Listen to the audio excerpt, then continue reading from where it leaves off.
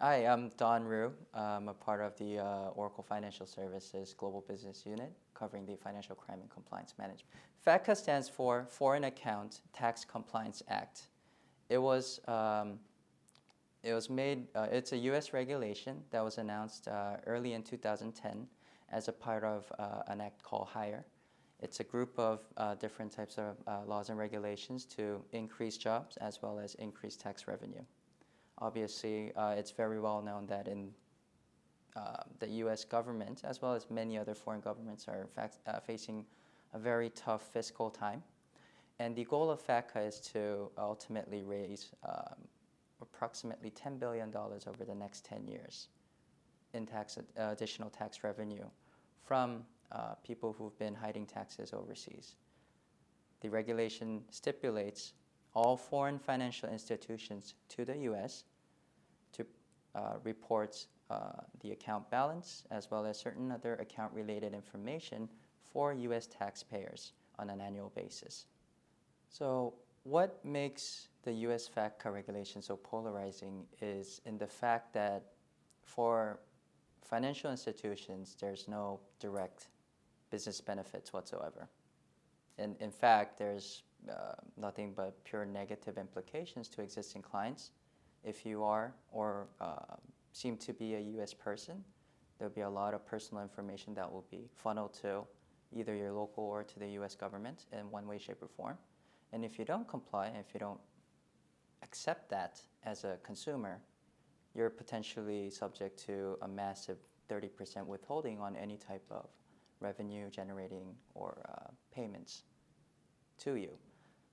Now, on the other hand, at a government level, especially given all of these global financial issues, budget shortcomings, etc., this is a massively wonderful way to increase their revenue.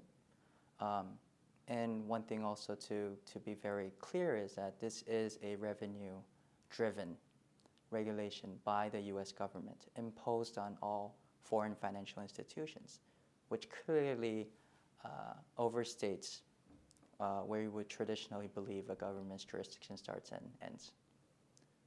So because of that issue, I think FATCA has been very negatively received over the past 2 years since it was announced. However, as seen in the market right now and openly, yet I guess half regretfully adapted by many countries now. And as an example, some of the top 5 European countries have either announced or in the process of going through a country-to-country agreement to actually officially accept this particular regulation, also showing the acceptance of at a government level of this particular regulation. There are a couple key issues that are introduced to foreign financial institutions because of FATCA. First of all, there's a huge impact on both operational side as well as pure banking architecture or financial services institutions architecture. Starts from the full onboarding process all the way to your daily transactions and to annual reports, also to customer relations, your banking transactions or teller transactions all may have additional impacts. One thing that has to be clearly defined and thought about is why you are doing this regulation, why you are adhering to this regulation. And it's so that you do not get penalized for non-compliance. You have to be very thoughtful and set your goals around why you're doing this because there isn't any direct additional business value on the front by doing this particular regulation. Now, because of that, just taking the law or the regulation literally and adhering to it shouldn't be good enough because ultimately that itself doesn't prove how well or how bad you've been complying to the regulation. As an example, let's say you're a financial institution with the size of 10 million accounts. And on an absolute scale, you actually have 10,000 accounts that are, quote, U.S. people.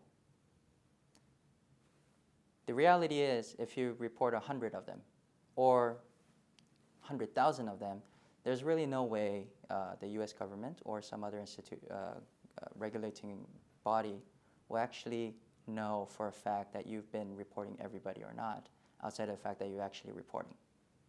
So it's very important to understand it's not just about doing what the regulation asks you, but more importantly is be able to prove that you've been compliant, ultimately to not get the reason you're doing this is to not being penalized for not following the regulation. You have to understand that this is not just really a retail or a front-end banking issue. Even if we use the term U.S. persons, the actual negative impact really comes from all of your exposure in the U.S. market. And that's how the regulation is being enforced. So as an institution, as an enterprise, you really have to assess what your impacts on your retail side, what that means to your investments, your asset management, your wholesale, etc. at a whole. And managing that whole process, managing all of your different affiliated institutions is very important with this particular regulation. And these are some of the key challenges that Fatca brings. On paper, sounds very simple, where you take the U.S. people's information, report it once a year. However, you need to figure out all of your exposure to the U.S. market. You need to figure out specific ownership structure until you get to a natural person, and all the additional challenges in terms of dealing with your existing clients, your new clients, telling them that you'll have to send information to the U.S., etc. And that's going to be quite a sizable challenge. What Oracle is doing to address these issues is taking all of our best practices in financial crime and compliance over the past decade or more, and taking some of the key compliance management capabilities and best practices, because again, this is a U.S. regulation. We have been supporting the U.S. Clients for U.S. compliance issues throughout the past decade. The idea is to minimize your operational impact as well as your architectural impact, while being able to also prove that you fully comply and have a full history of your compliance to this particular regulation. Oracle will bring all of the best practices learned from anti-money laundering, broker compliance, trading compliance, and various other disciplines that we've experienced and been providing in the U.S. market into a structured product that will address current regulations, that will also be able to share a lot of best practices learned by all of our other clients, addressing this particular brand new regulation that doesn't have any precedence in the world, and bring a structured way to address this, again, non-beneficial regulation, so that ultimately it'll help you defend your institution against being non-compliant. Also be able to manage all of the ongoing changes under regulation year over year through maintenance, through update as a purely structured product. I believe that's a very strong message and capability that Oracle can bring to ultimately, on a long term, decrease your risk, decrease the cost of compliance, and most importantly, minimize the operational and architectural impact to your financial institution.